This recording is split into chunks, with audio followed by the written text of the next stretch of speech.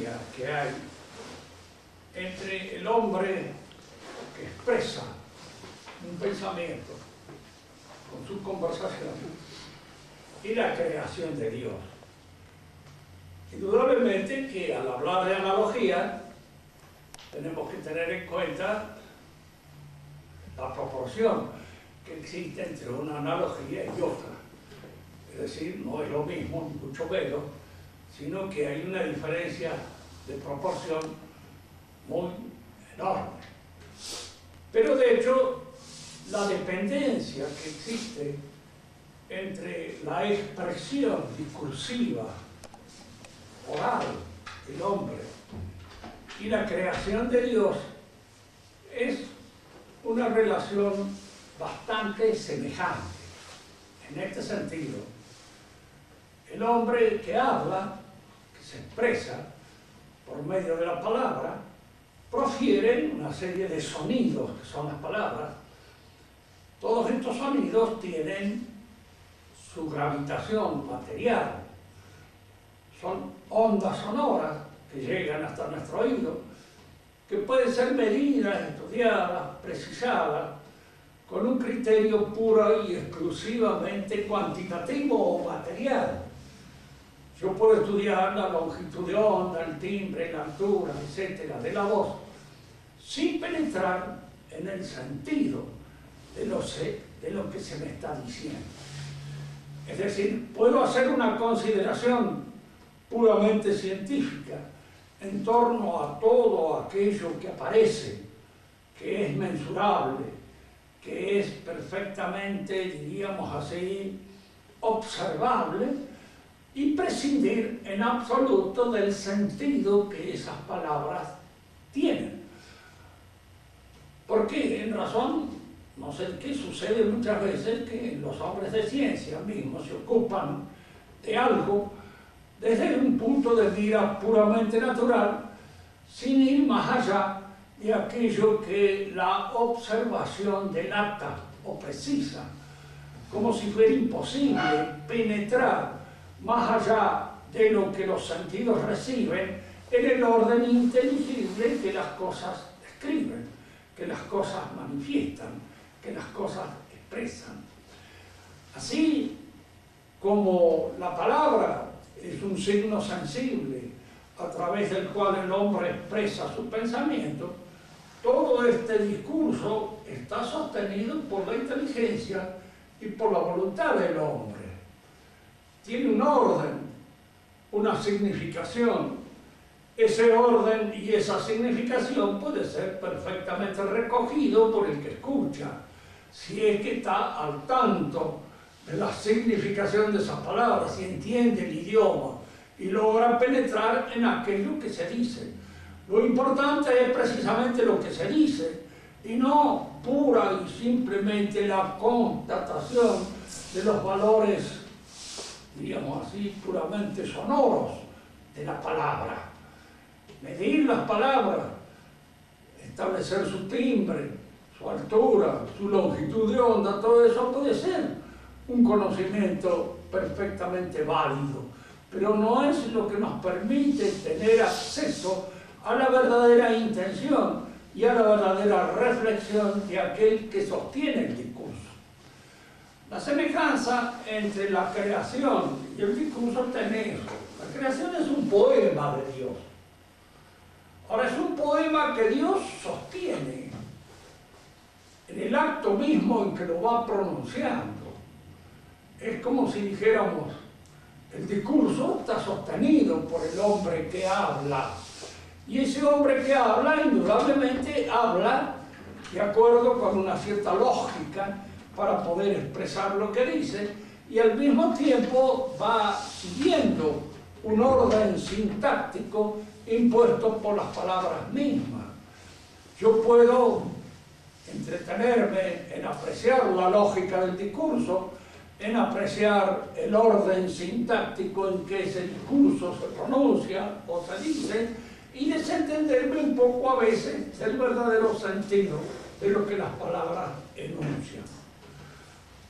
Si el mundo efectivamente es algo semejante a esta relación que existe entre el parlante y lo que dicen, nosotros podemos decir simplemente que el mundo es un sacramento natural, es un sacramento sensible desde el cual o en el cual la voz de Dios se hace sentir y la presencia de Dios.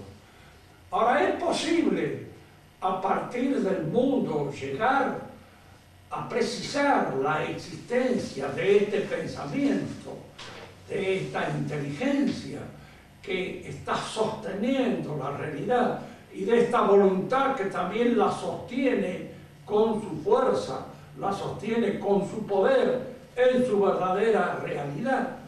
Fíjense que la creación se parece todavía más al discurso que pronunciamos en este sentido. Es ahora y nunca más. Es en el instante en que estamos viviendo cuando nosotros podemos apreciar la creación. Lo pasado pasó, no vuelve más. Y lo que viene todavía no es. De manera que toda esta creación se realiza en este instante, en el instante en que nosotros estamos apreciando la verdad de la creación divina. Hay frente a esto siempre tres actitudes religiosas que son fundamentales en el mundo: la pagana, la judía y la cristiana. Para el pagano, lo esencial está en el pasado, es lo que Dios dijo en el principio. Diríamos que para el pagano el curso de la historia es no solamente dramático, trágico, sino también doloroso, triste, porque es la desaparición de lo que es. Es la desaparición de lo que es prácticamente o casi en la nada. No olvidemos que el infierno o el Hades pagano es algo que en realidad, diríamos, significa un desfallecimiento de la vida. La vida está vista en el infierno o en el Hades como un descaecimiento de toda la fuerza, porque la historia misma en la cual se realiza la existencia del hombre es para el pagano una situación, diríamos así, de muerte, de desaparición, de angustia. Por eso en el pagano no hay esperanza, en el pagano no hay alegría casi. La alegría es el momento efímero de la juventud, que el hombre debe gozarla. Pronto muere el amado de los dioses. Es decir, que aquel a quienes los dioses quieren no lo dejan vivir mucho tiempo. Pronto se lo llevan. ¿Por qué? Porque la juventud es el momento, diríamos así, de esplendor de la vida del hombre. Y es el momento de la hazaña, es el momento, diríamos, de la realización grandiosa de los actos que el hombre puede realizar. Y posteriormente eso desaparece, decae. La vejez misma es vista como un castigo. En realidad, si nosotros nos atenemos pura y exclusivamente a los hechos biológicos, está bien. Es una visión, diríamos así, que en alguna medida contempla este desfallecimiento de la vida, que es la vejez. Pronto muere el amado de los dioses, decían los paganos. Y otra cosa que está en un verso también de Teognis, uno de los grandes poetas griegos de la época de la Ilustración, es que más le valiera al hombre no haber nacido, y si ha nacido, atravesar rápidamente las puertas del Hades es lo mejor. Es decir, morirse pronto, terminar pronto esta aventura, porque en la medida en que se prolonga, se va haciendo cada día más desdichado. Para el pensamiento antiguo, entonces, el momento religioso es siempre una recordación del pasado, una rememoración. Tengan en cuenta esto, porque será en la liturgia. Y la liturgia pagana es la recordación, la reanudación del mito, la revivencia del mito. El mito es el que retrotrae a la situación primitiva, es el que nos pone en la situación en que las cosas se iniciaron, en que las cosas comenzaron. Y este comienzo matinal de todas las cosas es el que la liturgia nos recuerda.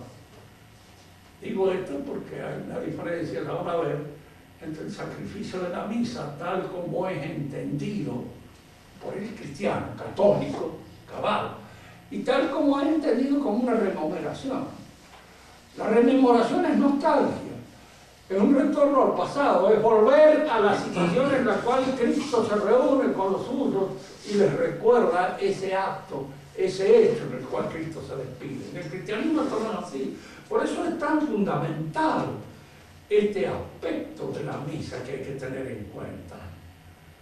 Porque casi podríamos decir, se juega en él toda aquella fundamental profundidad de la relación del cristiano con el tiempo.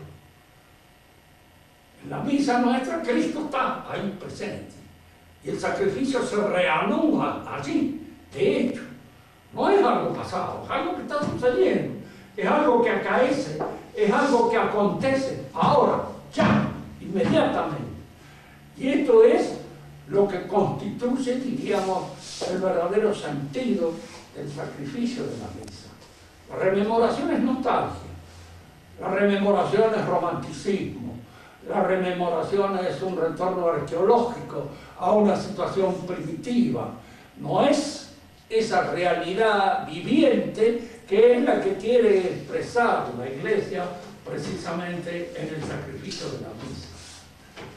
El judío tiene una actitud muy diferente frente también a lo que podríamos llamar el tiempo histórico. Para el judío lo esencial no es lo que fue, es lo que va a ser, lo que va a suceder. Estamos pensando en el israelita. Fíjense, en el israelita del Antiguo Testamento. Es decir, en el hombre que todavía tiene la esperanza mesiánica claramente marcada en su espíritu. Si existe todavía ese israelita, es difícil encontrarlo. La mayor parte de las veces uno no lo encuentra porque ya no espera el Mesías. De hecho, el Mesías vino. Y ellos perdieron la oportunidad de encontrarlo, por una razón que en este momento resultaría un poco prolongado exponerla. Pero de hecho, el judío ha quedado siempre con la impresión de que hay algo que va a suceder, que es lo esencial. Para el pagano lo esencial sucedió, es el paraíso que se ha perdido. Ustedes me dirán, pero los paganos tenían una idea del paraíso perdido. Parece que la tienen. En cierto modo, a través de Platón, nosotros podemos encontrarnos con reminiscencias de esa idea. Es decir, esto nos lleva a nosotros a pensar de que no es de ninguna manera insensato sostener que todas las civilizaciones han recibido en alguna manera los ecos de una revelación primitiva. Y estos ecos de una revelación primitiva, tal como nos los transmite nuestra propia tradición, se encuentra en el fondo de la auténtica religiosidad pagana. Digo de la auténtica porque hay una tradición espuria, una tradición satánica que en alguna medida se añade a la tradición y la corrompe, la destruye en su esencia, la convierte en otra cosa, en un juego a veces diabólico, porque hay en el paganismo actitudes que son auténticas y cabalmente religiosas y actitudes que son auténticas y cabalmente satánicas. Son las cosas que se mezclan en esta doble tradición y que hacen tan difícil a veces distinguir lo que es cabalmente religioso o eco de la revelación primitiva de aquello que es el resultado de una superprestación añadida por los poetas, añadida por los imagineros o inspirada por el demonio mismo. Por eso siempre en la historia de los mitos y de las religiones antiguas hay que proceder con todas las cautelas teológicas que son posibles y observar bien aquello que es cabal y aquello que no lo es. Que tenían una idea de que se había perdido una situación primordial de felicidad, esa ya la tiene. Lo podemos leer en Hesíodo, lo podemos leer en Platón, lo podemos leer en la mayor parte de los tratadistas griegos que se han ocupado de este asunto. Para ellos existió una época primordial, primitiva, en la que el hombre estaba en una situación superior a la situación que ocupa actualmente. Ustedes piensen en aquello que habla de Hesíodo, de la edad de oro, de la edad de plata, de la edad de bronce y de la edad de hierro, que es la que pertenece a la última época en la cual estamos viviendo nosotros. Esas edades simbolizadas por estos metales están significando que en un momento el hombre compartió con los dioses, dicen ellos, o compartió con Dios una situación de relación y de amistad que perdió. Que por culpa de Pandora, que por culpa de esto, no se olviden nunca que la mayor parte a veces de estos símbolos paganos ocultan ciertas verdades que están reveladas a través de nuestra propia tradición. Prometeo, el instigador, diríamos, del hombre, es una figura demoníaca que aparece precisamente allí seduciendo al hombre para hacerle creer o hacerlo concebir una visión titánica de su propia realidad. El judío entra en la historia y es curioso compartirlo. Para los paganos la historia siempre es una repetición de estos arquetipos. Por eso la historia es un constante círculo en torno al cual el hombre no sale nunca. Todo esto que estamos viviendo, todo esto se volverá a producir y volverá a ser así eternamente, siempre en círculo. No hay esperanza de salir de estos círculos. El eterno retorno se produce siempre todo el que de una manera más, diríamos, trágica ha sabido expresar este pensamiento en nuestra propia civilización ha sido Nietzsche. Él lo ha expresado de una manera poética, si se quiere, a veces filosófica, en el sentido moderno del término. La filosofía moderna es poesía. Es poesía, no es decir, es creación por parte de los hombres, no es ese trabajo que hace la inteligencia asociada con otros en esta doble, diríamos así, confrontación temporal con los contemporáneos y recibiendo del pasado para seguir adelante. Es decir, ese esfuerzo social que es propio del trabajo de toda ciencia. Eso era la filosofía clásica, la filosofía de un Aristóteles, de un Platón, de un Santo Tomás mismo y de un San Agustín, porque ellos tomaron todo este esfuerzo antiguo para esclarecer los fundamentos del pensamiento cristiano. Decimos entonces que en el griego se perpetúa este eterno retorno sobre sí mismo, este volver al principio de todas las cosas. Todas las cosas vuelven a su principio en un retorno eterno. El judío rompe esta clausura histórica, porque es el que introduce en la historia que lo que importa no es lo que sucedió, sino lo que va a suceder. Lo que importa es lo que viene. Lo que importa es el tiempo mesiánico que se anuncia, el tiempo mesiánico que anuncian los profetas y que de alguna manera está anunciado. Si ustedes, cuando sean más grandes, estudien un poco esta historia del mundo en que estamos viviendo, van a ver estas formas de anunciarse muy común en el pensamiento moderno. ¿Qué es el mesianismo político de Marx? Sino precisamente eso, el anuncio de una edad feliz, de una edad en la cual se van a solucionar todos los conflictos, todos los problemas, en que el hombre va a cambiar o va a modificar su naturaleza, de tal modo de que va a ser otro hombre, ya no va a ser este hombre individualista, este hombre falso, este hombre que oculta sus intenciones, porque este hombre ladrón, etc. Cuando ya no haya más de uno, nada, cuando no tengamos más nada, no tenemos que robarnos. Todas las cosas van a ser nuestras y de alguna manera todo esto va a cambiar completamente nuestra situación con la realidad, nuestra situación con los otros y nuestra situación con nosotros mismos. Este mesianismo político anunciado por Marx es una expresión profana, naturalista, del mesianismo judío y de esa espera del acontecimiento que va a venir y que va a colmar las esperanzas del hombre en la historia. Olvidemos esto. A veces estas cosas nos parecen a nosotros espléndidas, porque alguien nos dice: usted tiene su esperanza puesta más allá de la historia, allende la historia, allende el tiempo de nuestra vida. Nosotros tenemos la esperanza puesta en nuestra vida. A veces, ¿cuál es la objeción que uno puede decir? Mire, en nuestra vida la esperanza es completamente absurda, porque esto termina con la muerte. Inevitablemente. Un manotón y se apagó la vela. Y de aquí no hay ninguna posibilidad de encontrar asidero para sostener una ilusión de esa naturaleza.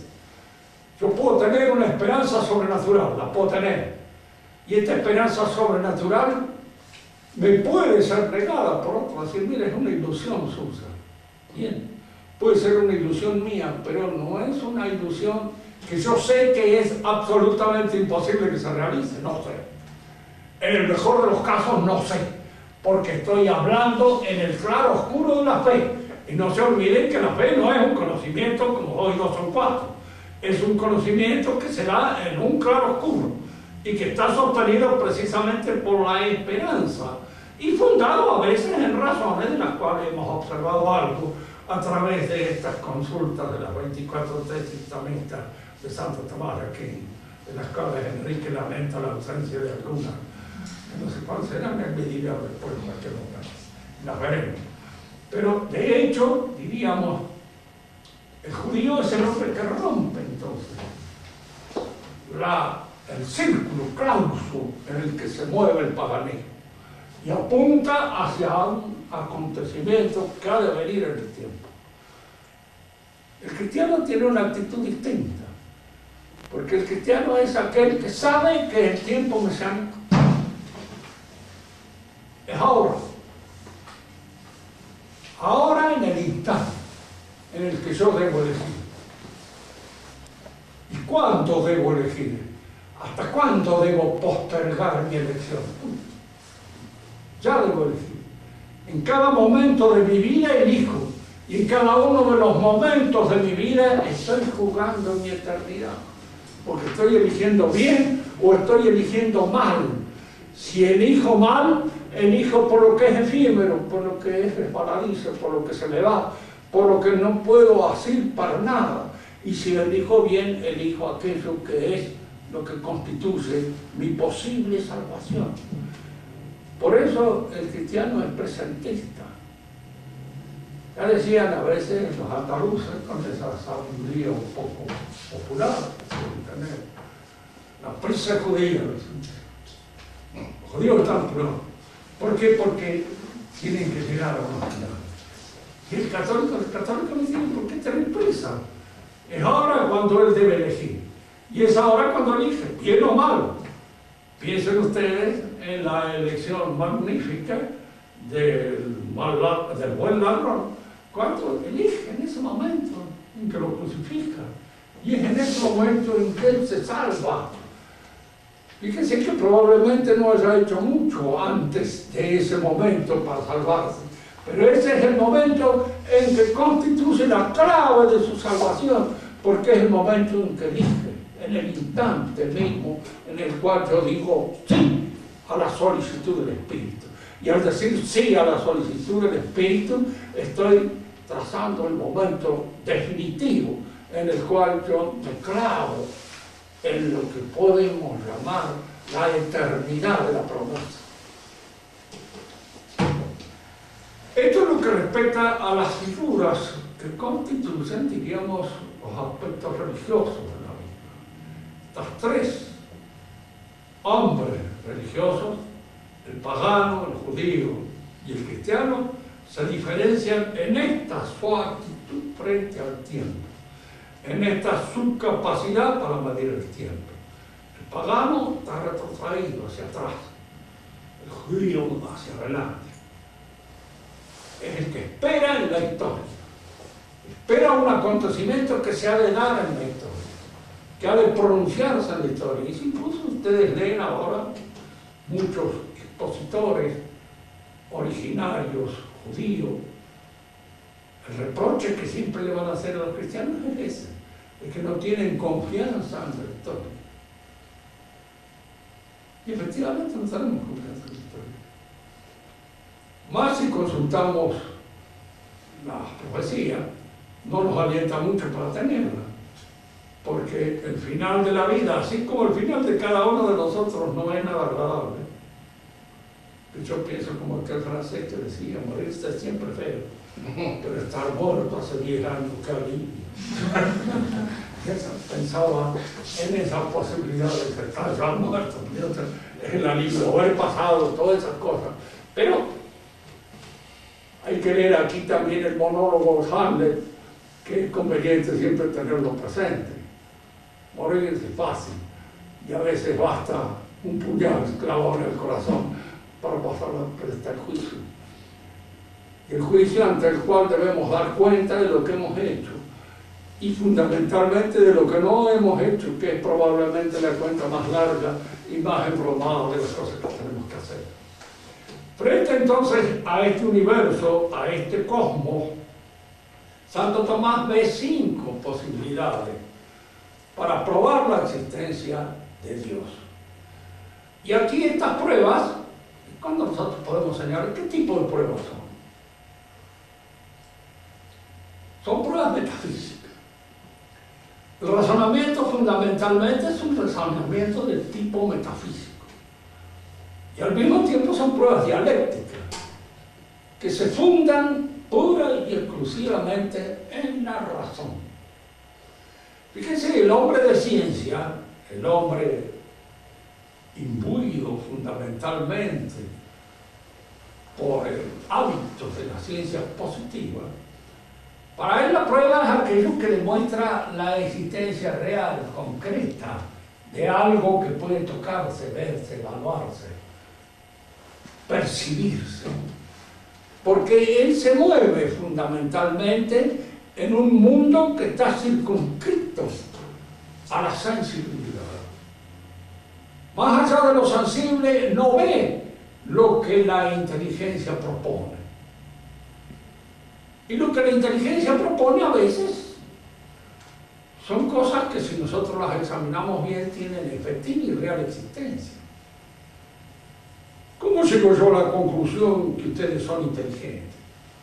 O que tienen una facultad que se llama la inteligencia.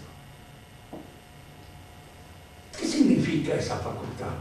Porque lo que yo observo son una serie de actos, son una serie de gestos, son una serie de conversaciones, lo que fueran. Todos estos se traducen de alguna manera sensible, en aspectos sensibles, la solución de un problema, una conversación, la capacidad de extraer ciertas conclusiones, la capacidad de deducir ciertas cosas. Todos esos están demostrando la existencia de esa facultad, pero esa facultad no es perceptible. No la puedo ver, no la observo. Para el hombre positivista, no existe. Y entonces él dirá simplemente que hay actos en los cuales efectivamente se pronuncia este sujeto. Pero incluso la idea del sujeto ese que cada uno de nosotros es, no es tampoco perceptible. No es algo que se ofrezca a nuestra consideración sensible. No es algo que yo puedo medir, no es algo que puedo pesar, no es algo que de alguna manera se ofrece a la consideración de los sentidos. Es algo que mi inteligencia penetra, que ve, y que de alguna manera está explicando todas aquellas otras cosas que este sujeto hace o realiza, que son la obra de Él, porque llevan incluso el signo, llevan el matiz, llevan la personalidad de aquel que las realiza. En el signo se conocen las cosas. Y como dicen los paisanos, en ciertos signos de los pájaros se conocen pájaros. Y se sabe qué clase de pájaro es el que se trata. ¿Por qué lo observan?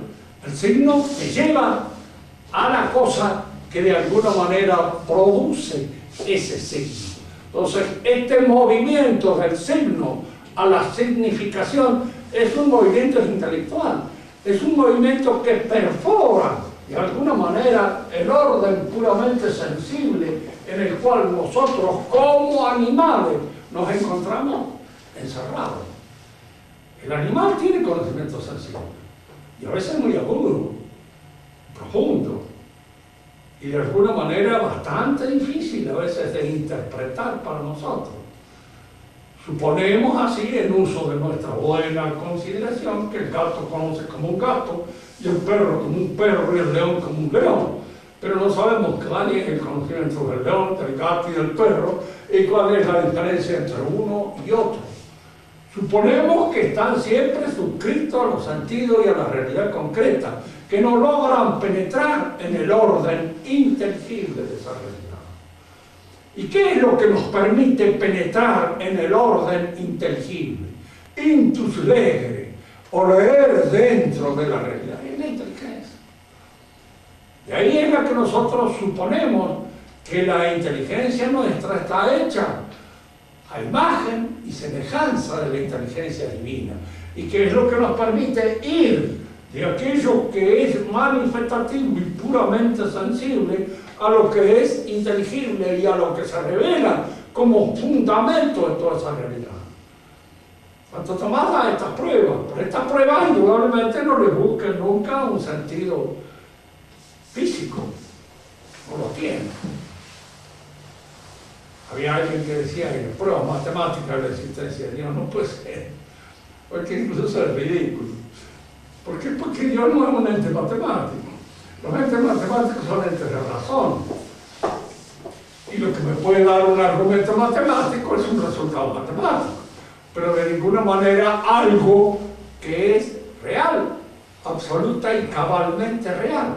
De manera que mi manera de llegar a Dios debe ser a partir siempre de lo observable, pero manejando una manera de razonar que ya no es propia de la ciencia positiva. La manera de la ciencia positiva es aquel que se entretendría fundamentalmente en analizar todos los elementos mensurables que hay en la conversación sin penetrar en el sentido. Como dice muy finamente este último filósofo francés, filósofo y literato al mismo tiempo, más literato que filósofo, pero fino en algunas de sus cosas. Dice, el hombre es el que da sentido a todas las cosas. El que no tiene sentido es él. Indudablemente él no tiene ningún sentido, pero es el que les da todas las cosas. Como él analiza la realidad y el sentido de la realidad en función de la analogía del juego, jugamos con las cosas, jugamos a darle este valor, inventamos los signos con los cuales nos manejamos en el juego. Cada ciencia es un juego, cada orden interpretativo es un juego, todo mi conocimiento de la historia es un juego que inventa el hombre con el objeto de comunicarse con los demás y de comunicar que es un nada. Porque claro, ¿qué es lo que le comunica? Claro, su vacío, esa interioridad despedazada que es la propia del hombre moderno. Entonces, estos argumentos de Santo Tomás son dialécticos, indudablemente, y son metafísicos. Se fundan en una apreciación metafísica del ente. Por eso, este sacerdote que le decía al comadrán de que en Santo Tomás no existe la palabra ontología, tiene razón, la palabra ontología no la usa Santo Tomás, pero usa la cosa. Hay una ontología inevitable y de muy buen cuño, Porque esta ontología consiste precisamente en la apreciación de tal modo de lente que me permita realizar estas inferencias. Es decir, ir de lo observable a aquello que no es visible. La primera, todas estas, que todas las cosas se mueven, cambian, se alteran. De alguna manera, el movimiento supone un paso de lo que está en potencia, de lo que es virtual, a lo que es actual.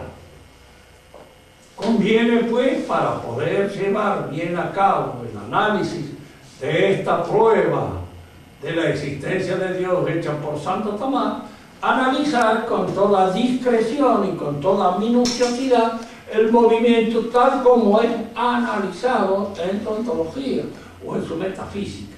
Es decir, este paso de la potencia al acto.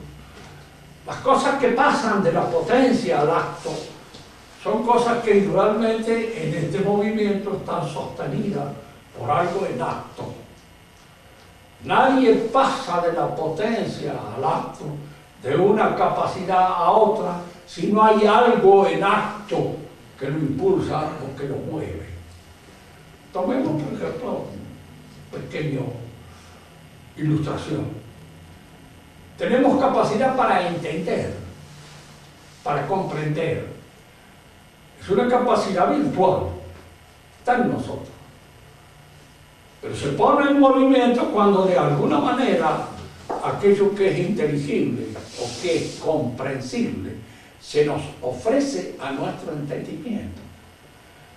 Entonces hay un paso de mi capacidad, de mi virtualidad para entender, movido por la inteligibilidad en acto de aquella cosa que pone en movimiento mi actitud, que pone en movimiento mi capacidad, que es capaz de llevarme de lo virtual a lo actual. Pero esa capacidad de llevarme de lo virtual a lo actual es porque hay algo en acto, porque hay una inteligibilidad en acto capaz de mover el entendimiento, capaz de ponerlo en marcha. Por eso nosotros hemos dicho muchas veces que el acto intelectual no es un acto psicológico, no es una creación mía. Fíjense que a veces estas son las ideas que surgen un poco convocadas por esa tendencia que tiene el hombre de reducir lo más a lo menos. Si yo quiero entender los actos intelectuales como entiendo los actos fisiológicos, los reduzco a lo fisiológico. Es un acto fisiológico el que la vesícula biliar provoca bilis, lógico, lo produce. Entonces yo calculo que en el orden de la inteligencia sucede lo mismo. Y entonces la inteligencia produce eso que es el concepto, la idea que tengo de una cosa. Entonces eso que yo concibo, la idea o el concepto, es una creación de la inteligencia. Pero indudablemente acá en estas doctrinas se tropieza con grandes dificultades. Si fuera así, todos nuestros conocimientos serían infalibles, porque todos nuestros conocimientos serían el producto total de nuestra actividad psíquica. Y sería para nosotros nada más. Además estarían encerrados en nuestra subjetividad y no podrían ser transmitidos por medio de un sistema de signos universales que me permite convocar las otras inteligencias para que participen de aquello que yo entiendo. Fíjense que el acto intelectual es fundamentalmente un acto comunicativo, es un acto de comunicación con los demás, tanto que es en relación con los demás cómo se agudiza, cómo se perfila, cómo se perfecciona y cómo se va agudizando. El movimiento entonces supone algo que está en acto que me permite de alguna manera pasar de la potencia al acto. Si yo retrocedo en el tiempo, Santo Tomás acá nos invita a esto. Si yo retrocedo hacia atrás, tengo que encontrarme siempre con algo en acto, capaz de producir esa perfección. Pero es indudable que si retrocedo así en el tiempo, retrocedo ad infinitum. No me voy a encontrar nunca con el acto. Es que el acto es lo que ahora, en este momento, pone en movimiento mi entendimiento. El acto del entendimiento es un acto de participación de la inteligencia divina. Y este acto de entendimiento está provocado precisamente por la inteligibilidad que Dios pone en las cosas. Y esa inteligibilidad que Dios pone en las cosas pone en movimiento mi entendimiento, mi comprender, mi razón. Y por eso mi razón pasa de la potencia, pasa de lo puramente virtual a lo actual por el acto inteligente que sostiene toda la realidad, que es el acto divino. Es aquí donde mejor nosotros podemos comprender esta idea del movimiento.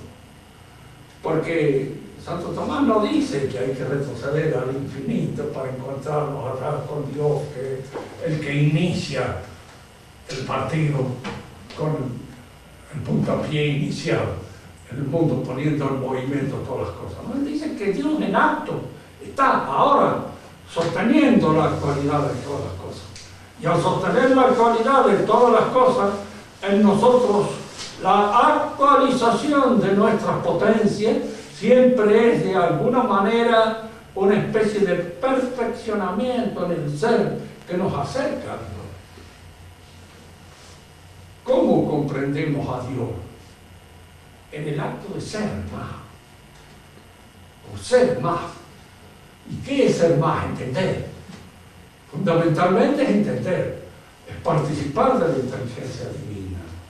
Y fundamentalmente son todos aquellos actos que trascienden nuestra mediocridad, que trascienden nuestro egoísmo, que trascienden el círculo subjetivo en el que se mueven nuestros apetitos o nuestros intereses. Eso es lo que nos hace ser. Hay una frase del cardenal Beryl, uno de los grandes místicos franceses del siglo XVIII, decía una cosa: l'homme s'éternel environné de Dieu. Es decir, es una nada rodeada de Dios, deseosa de Dios y llena de Dios si lo quiere, si Él quiere. Deseosa de Dios, llena de Dios, plan de Dios, si Él quiere. Es decir, que en alguna medida esta planificación de nuestra vida es la que nos aproxima a Dios. Arrimarse a Dios no es, como diríamos, arrimarse a un foco, o arrimarse a un fuego, o arrimarse a una realidad sensible, es Él. Por eso San Agustín podía decir también perfectamente bien: ascendere a Deum est intra se ipsum, habita tecum. No quería decir que Dios se encontraba encerrado en la inmanencia de nuestra psicología, pero quería decir que de alguna manera la manera de poder aproximarse y ascender a esta fuente divina, a esta plenitud divina, era ser con mayor plenitud, con mayor fuerza y con mayor perfección y con mayor generosidad. Es lo que nos permite ser. Por eso, diríamos, en ciertos momentos de nuestra vida en los cuales logramos a veces tocar alguna plenitud, es cuando nos damos cuenta de que es en el amor y en esta plenitud, diríamos así, de la entrega, de la generosidad, cuando uno encuentra la realización con Dios. La vida eterna debe ser eso, estar lleno de Dios, lleno interiormente, intrínsecamente de esta presencia infinita. Y esta presencia infinita que nos hace ser más fundamentalmente aquello que debemos ser, aquellos que tenemos la gracia de poder ser. Dios es el acto actual, profundo, que sostiene el universo. Y en cierto modo todas aquellas cosas que se mueven en función de ese acto que provoca el movimiento, que es de alguna manera lo que provoca también el perfeccionamiento del ser. En la próxima clase hablaremos de la causa y daremos los otros 4, si alcanzamos a hacerlo, movimientos por los cuales Santo Tomás indica este ascenso a Dios. Fíjense que yo no repito exactamente lo que él dice en la Suma Teológica. Ustedes pueden leerlo perfectamente bien. Él habla de otra manera, pero hay que entenderlo. El pensamiento existe y de alguna manera lo que constituye la raíz y el fundamento de este pensamiento es esto. Lo que nos mueve a nosotros a la plenitud, a la realización y a ese encuentro con el acto supremo es este paso de la potencia al acto. Pero este paso de la potencia al acto siempre está suponiendo la presencia actual de Dios, que nos hace partícipe de esta generosidad, de esta plenitud de ser en que consiste la aproximación verdadera de Dios. ¿Quiénes son los que eluden a Dios? Los que no son, los que no quieren ser, los que de alguna manera quieren limitarse por razón. A veces uno dirá, pero ¿por qué? ¿Qué es eso de no querer ser? Y no querer ser quiere decir querer recostarse en los límites de su insignificancia, querer recostarse pura y exclusivamente en aquello que satisface los apetitos inmediatos, sensibles, más animales de la existencia, y no abrirse a la plenitud. Uno conoce a otra persona si se limita pura y exclusivamente al goce sensible de su contemplación. No entro en estas dificultades porque indudablemente entramos acá a veces en un territorio que pertenece a la subjetividad de cada uno de nosotros. Pero no olvidemos nunca esto, siempre el encuentro con el otro es un encuentro de generosidad, si no es un mal encuentro, si no es un mal momento, es una mala elección. Es algo, diríamos así, en lo cual no se ha revisado esa plenitud a la que estamos convocados en función precisamente de la actualidad que el otro tiene y que nosotros lo hemos percibido. Digo, cuando se ama a otra persona, se la ama en todo lo que ella es, en todo lo que constituye su realidad cabal.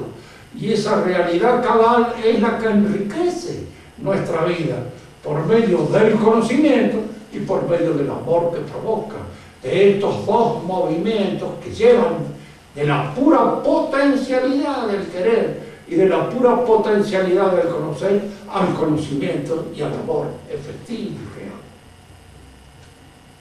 ¿Quieren hacer alguna pregunta? Responderemos de la mejor manera posible.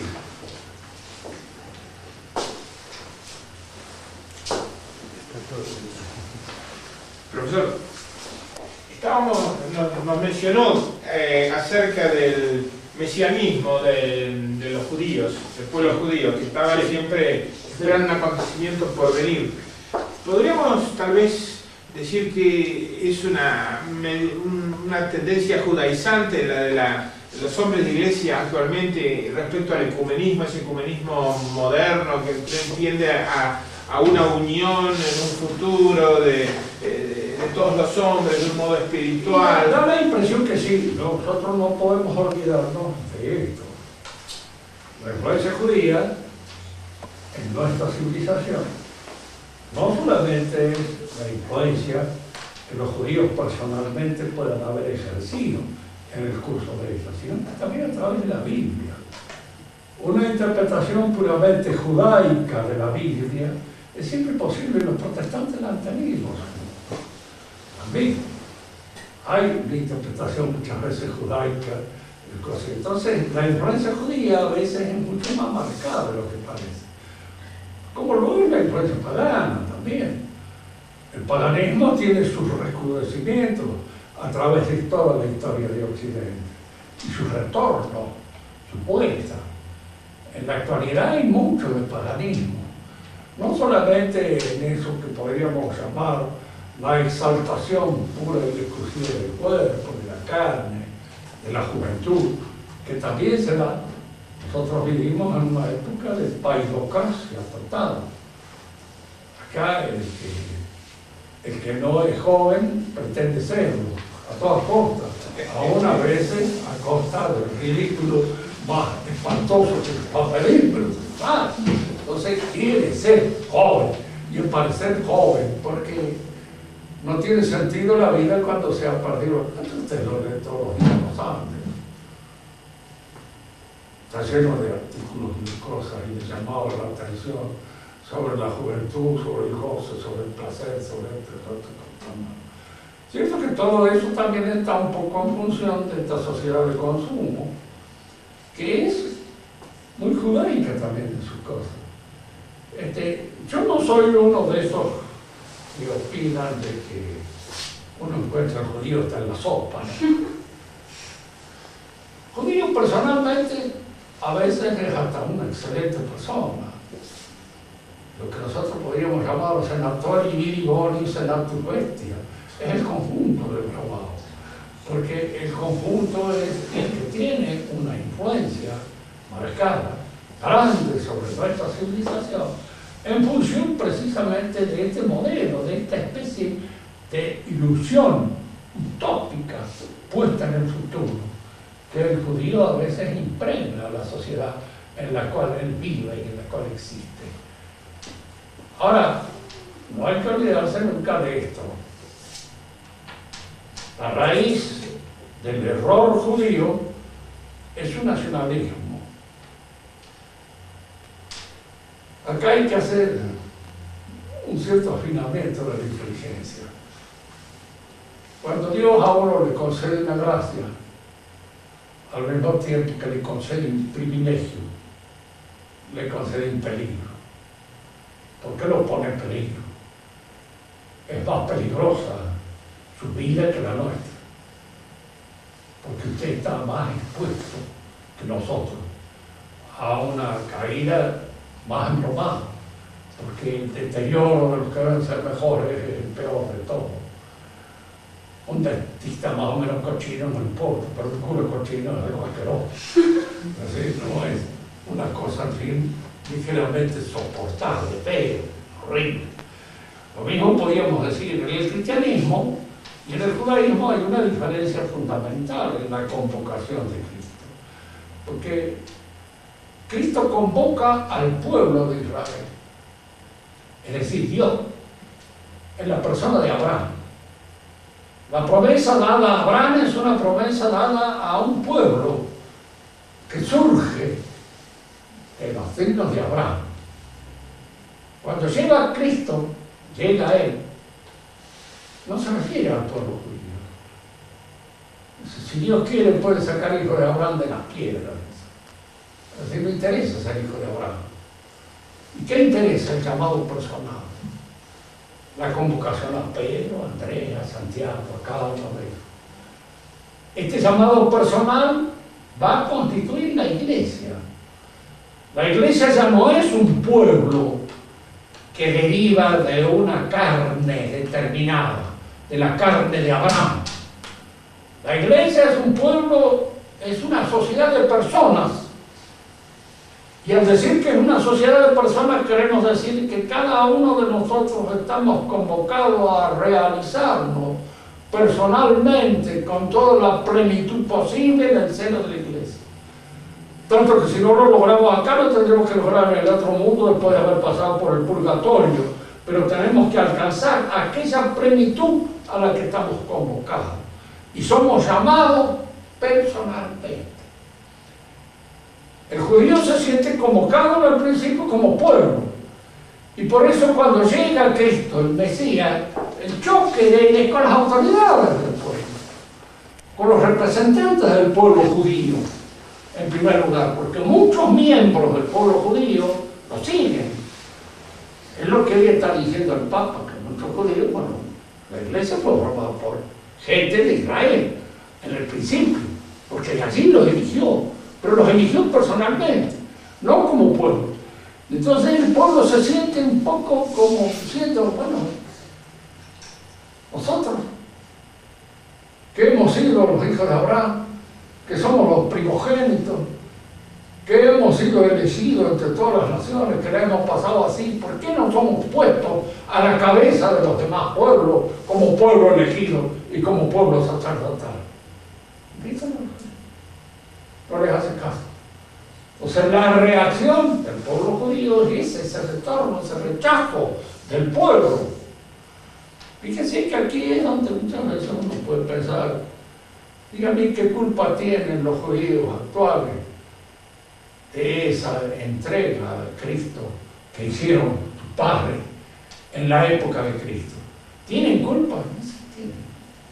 ¿Por qué? Porque ellos, al elegirse judío, al admitir su judaísmo, admiten este crimen, esta muerte, que es una muerte y un crimen sacrificial, que está en el fundamento de la Constitución, de la modalidad y de la mentalidad judía. Si alguien me dice que los cristianos nunca cometieron crímenes, no como cristianos, cometido crímenes personales, cada uno de ellos es el responsable del crimen cometido, pero no es un crimen lo que a nosotros nos constituye en cristianos, y lo que a ellos los constituye en judíos es el crimen cometido contra el Mesías. Y ese es el problema, ese es lo grave. Yo al aceptar el judaísmo acepto el crimen. Si yo fuera francés y fuera republicano, yo estaría aceptando como republicano la muerte de Luis XVI, que es un sacrilegio. ¿Por qué? Porque era una persona sagrada, era como un obispo. Bueno, yo estoy aceptando el sacrilegio, y estoy haciendo ver responsable del crimen, de la muerte, de que su sangre caiga sobre nosotros. Decía esto para terminar en estas cosas. El cristianismo tiene también su privilegio, que es esta elección personal. Pero al mismo tiempo su peligro es el personalismo, el liberalismo. ¿Qué es? ¿En qué consiste el liberalismo? En que desde ese momento la verdad es aquello que yo considero verdad. Primero empieza con la aceptación del protestantismo al considerar las verdades religiosas vistas pura y exclusivamente desde la subjetividad del creyente. Es el creyente el que hace a la fe, a la verdad, porque la fe es desde ese momento subjetiva, no es algo que la Iglesia enseña en su magisterio para que nosotros la aprendamos, algo objetivo que se nos impone desde el seno mismo de la Iglesia. No, la fe es lo que yo siento. Si yo siento que me salvo, es porque Dios me ilumina y me va a permitir que me salve. Desde ese momento el liberalismo tiene su raíz allá. Es una herejía que nace y brota precisamente del fondo del cristianismo, porque es esta exaltación de lo personal lo que lleva a esta interpretación puramente personal de la fe, y al llevar a la interpretación personal de la fe crea esa actitud que se llamará el liberalismo, que consiste en hacer depender todo de mi opinión. Mi opinión es así, ¿verdad? Entonces uno le puede decir a uno de los si usted opina que 2 y 2 son 5, ¿qué hacemos nosotros? Lo admitimos. No, pero es que 2 y 2 son 4, eso se sabe todo lo demás. Entonces, ¿en dónde es que su opinión vale? En el orden religioso, porque no hay ninguna verdad. En el orden moral, porque no hay ninguna verdad. En el orden político, porque no hay ninguna verdad. Y entonces empiezan a tener estas cosas. No hay verdades políticas, no hay verdades morales, no hay verdades religiosas, y entonces todo está ligado a la interpretación subjetiva de cada uno de nosotros. Y esto ahora